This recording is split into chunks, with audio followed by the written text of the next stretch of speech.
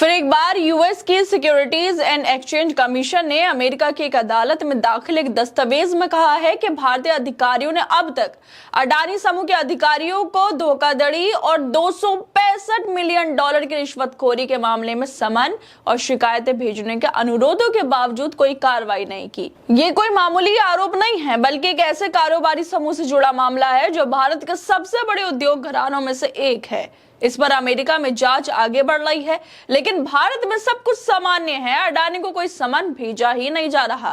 SEC का कहना है कि उसने भारत के कानून और न्याय मंत्रालय से कई बार संपर्क किया है ताकि समन अडानी समूह के संस्थापक गौतम अडानी और उनके भतीजे सागर अडानी तक पहुंचाया जा सके, लेकिन बार बार अनुरोध करने के बावजूद अब तक कोई ठोस कदम नहीं उठाया गया।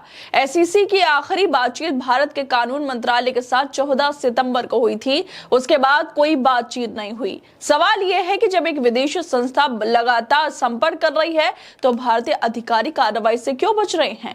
क्या अडानी को बचाने की पूरी कोशिश चल रही है?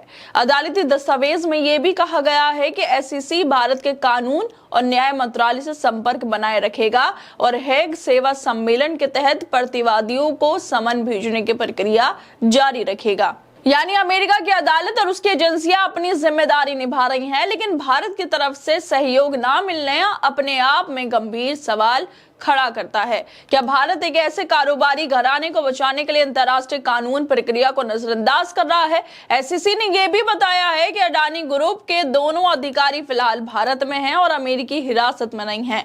वहीं पिछले साल ब्रुकलिन में अमेरिकी अभियोजकों ने एक आरोप पत्र जारी किया था जिसमें कहा गया था कि अडानी ने भारतीय अधिकारियों को रिश्वत दी ताकि वो अडानी ग्रीन एनर्जी, जो अडानी समूह का ही पार्ट है, उससे बिजली खरीदने के लिए तैयार हो जाए। अगर यह आरोप सच हैं तो ये भ्रष्टाचार का मामला है, लेकिन जो बीजेपी सरकार भ्रष्टाचार को खत्म करने की बात करती रही है, शायद उसके पास कोई ऐसी टेक्नोलॉजी अभी तक नहीं आई जिससे अडानी को समन भेजा जा सके। अमेरिका में मामला चल रहा है, जबकि भारत में अब तक किसी तरह की कार्रवाई शुरू ही नहीं की गई है। और जिस तरह से फिर एक बार अमेरिका की तरफ से ये खबर सामने आई है कि अभी तक जो भारत के अधिकारी हैं, जो यहाँ पर सरकार है, समन नहीं भेजा है अडानी को ताकि कार्रवाई को आगे बढ़ाया जा सके। उसको लेकर टीएमसी के सांसद महुआ मोइत्रा लिखती हैं कि अमेरिकी अदालत ने बताया कि भारतीय सरकार ने अडानी को $265 मिलियन की रिश्वतखोरी घोटाले में बार बार की गई कानूनी मांगों के बावजूद समन जारी नहीं किया। यह अनुरोध US securities and exchange commission ने किया है। क्या हुआ मोदी जी, कुरियर नहीं मिल रहा क्या? सवाल ये है, जब किसी भारतीय कंपनी पर दूसरे देश में इतने गंभीर आरोप लग रहे हैं तो क्या भारत की जांच एजेंसियों की आंखें बंद है या फिर किसी के इशारे पर इन मामलों को दबाया जा रहा है? एसईसी बार बार भारत के कानून मंत्रालय को संपर्क कर रहा है और दूसरी तरफ भारत में अडानी समूह को भारत में लगातार नए प्रोजेक्ट्स ठेके मिल रहे हैं। क्या सरकार ये संदेश देना चाहती है कि अडानी को कोई नुकसान नहीं पहुंचाया जाएगा चाहे दुनिया कुछ भी कर ले? भारत में सरकार पारदर्शिता और भ्रष्टाचार मुक्त प्रशासन की बात करती रही है, लेकिन जब किसी करीबी उद्योगपति में गंभीर अंतर्राष्ट्रीय आरोप लगते हैं तो वही सरकार चुप्पी भी साध लेती है।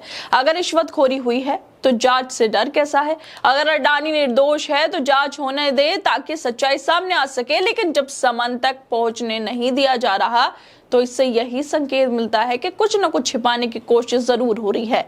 कि सरकार अपने कारोबारी मित्र को बचाने के लिए भारत के साख दांव पर लगा रही है। US securities and exchange commission के बार बार के अनुरोधों को अनसुना क्यों किया जा रहा है?